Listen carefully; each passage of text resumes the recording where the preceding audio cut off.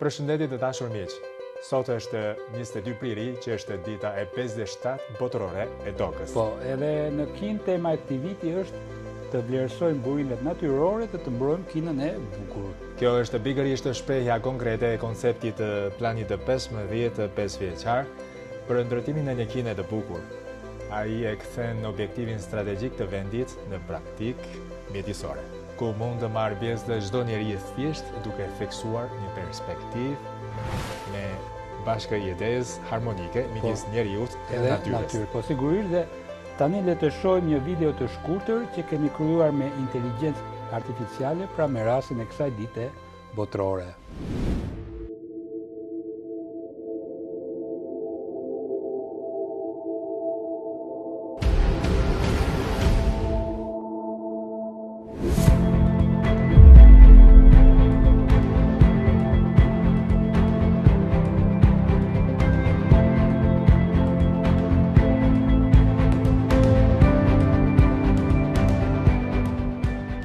Të dashur miq, java tematike e këtij viti do të zhvillohet nga 20 deri më 24 prill dhe aktiviteti kryesor është pikërisht në ditën e sotme. Po, sot më 22 prill dhe në fakt që nga marsi Ministria e Burimeve Natyrore ka nisur aktivitete promovimi duke u bërë thirrje krajinave të ndryshme të Kinës pra që të organizojnë aktivitetet përkatëse dhe gjatë kësaj periudhe shumë provinca, rajone e qytete pra kineze kanë reaguar aktivisht dhe kanë zhvilluar veprimtari me karakteristika të ndryshme. Po, për shembull në kryeqytetin Pekin, Ministria e Burimeve Natyrore ka organizuar mjaft aktivitete të pasura si ekspozita promovimit mbrojtësit më të bukur të mjedisit dhe disa veprimtari pamirësie për mbjelljen e pemëve dhe ruajtjen e gjelbërimit. Sigurisht edhe një ekspozitë tematike të fotografisë ekologjike.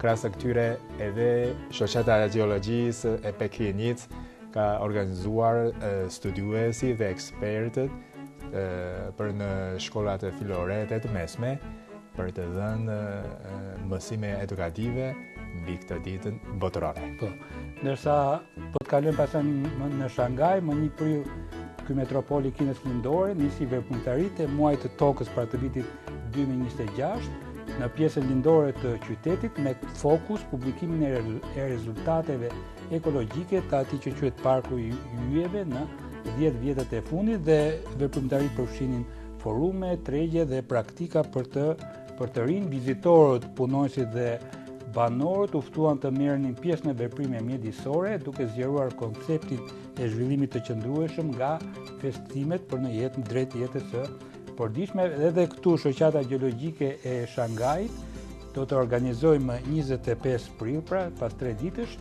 ekspertë dhe studiues të njohur të shkencave të tokës për të mbajtur fjalime dhe për të zhvilluar shkëmbime me publikun.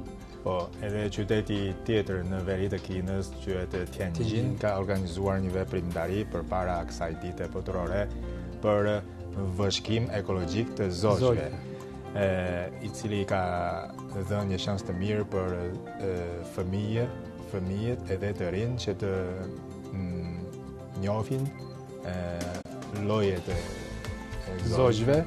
Ky nuk ishte thjesht një mësim ekologjik, por është një praktikë e gjallë për të rinë, për brezin e ardhshëm që të mësojnë rëndësinë e mbrojtjes mjedisore. Të ekologjisë, ndërsa qyteti Hefei, që është kryeqendra e provincës Anhui po në Kinën Lindore, ka organizuar aktivitetin e ndarjes të klasifikimit të mbeturinave, pra me rastin e ditës botërore të tokës, dhe në këtë aktivitet jo vetëm janë përhapur njohuritë mbi klasifikimin si të ndahen pra mbeturinat, por edhe është përhapur koncepti mbrojtjes së mjedisit me anë të lëshimit të ulët të karbonit dhe është krijuar gjithashtu një platformë që lejon prindërve dhe fëmijëve të veprojnë së bashku për ndërtimin e një bashkësie pra të gjelbër, të pastër dhe të qytetëruar. Po, këto aktivitete në Kinë janë një pjesë të përpjekjeve të botës dhe vende të tjera, sigurisht edhe Shqipëria, po veprojnë gjërësisht për mbrojtjen e mjedisit për një planet të bukur dhe të pastër. Po, edhe për fat të mirë, edhe në Shqipëri ka pasur ndërgjegjësim gjithnjëherë më të madh pra për mbrojtjen mjedisore dhe janë marrë nisma të ndryshme për këtë qëllim, pra për shembull në kryeqytet është zbatuar projekti Green Home Tirana, pra shtëpia e gjelbër Tirana, me synim për të krijuar të ashtu quajturit balkone të gjelbra në qytet, pra ndërsa Korça në Shqipërinë juglindore është qyteti i parë në vend ku nisi të zbatohet nisma qytetet e gjelbra, që ka për qëllim pra shtimin e sipërfaqeve të gjelbra në mbar Shqipërinë. Nga ana tjetër në veri në Shkodër janë ndërmarrë veprime për përballimin e ndotjes së mjedisit në liqen dhe në lumin e Bunës, por një arritje e rëndësishme në Shqipëri sigurisht është krijimi në Vjos i parkut të parë të një lumi të egër në Evropë, që sigurisht do ndihmojnë në ruajtjen e kësaj mrekullie të natyrës shqiptare. Pra të shpresojmë që më shumë nisma e projekte të tilla do zbatohen dhe që përpjekjet pra të bashkë shoqërisë pra për mbrojtjen e mjedisit do të shtohen. Po. Gjithçka jeton dhe zhvillohen nëpërmjet harmonisë së vet, dhe gjithçka plotësohet nëpërmjet ushqimit të vet. Po është një fjalë e urtë kineze e vjetër. Është një shprehje e lashtë që na tregon rëndësinë e ekologjisë.